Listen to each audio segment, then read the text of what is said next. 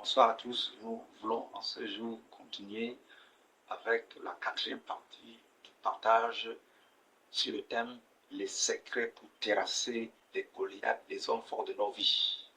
Pour ceux-là qui n'ont pas pu voir les 3 premiers numéros, je mettrai les liens dans la description. Et donc nous voyons ces secrets qui ont permis à David, de triompher de Goliath, qui était plus fort que lui. Mais il a su le vaincre. Et nous sommes basés sur le passage de 1 Samuel 17. Aujourd'hui, notre point va s'ancrer au verset 32. Nous lisons ensemble. David dit à Saül que personne ne se décourage à cause de ces Philistins. Ton serviteur ira se battre avec lui. Donc ici, nous voyons David qui vient encourager pratiquement le roi Saül.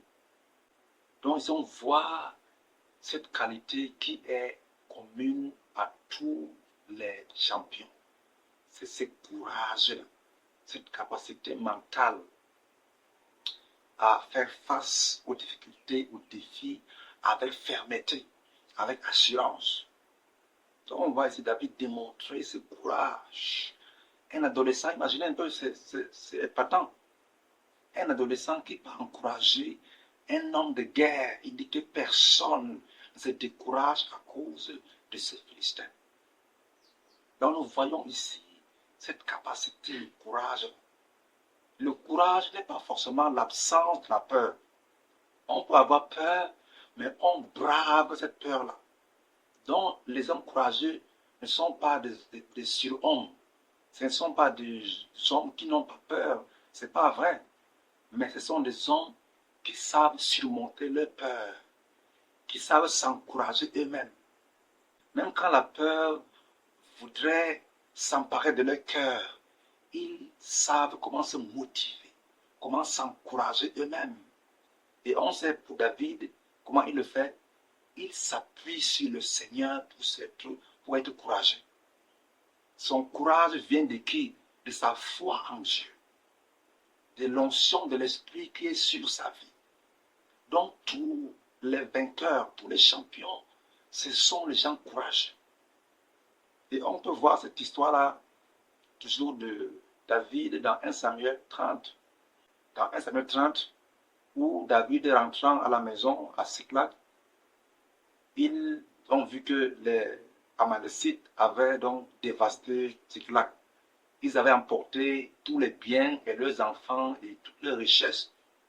Et la population était en détresse et ils parlaient de vouloir lapider David. Au verset 6, David fut dans une grande angoisse car le peuple parlait de le lapider. Parce que tous avaient de l'amertume dans l'âme, chacun à cause de ses fils et de ses filles. Mais David reprit courage en s'appuyant sur l'Éternel. Donc David s'est encouragé lui-même. Donc il savait s'encourager. Mais comment? En s'appuyant sur l'Éternel. Parce qu'il connaissait l'Éternel. On parle d'un courage ici qui découle d'où?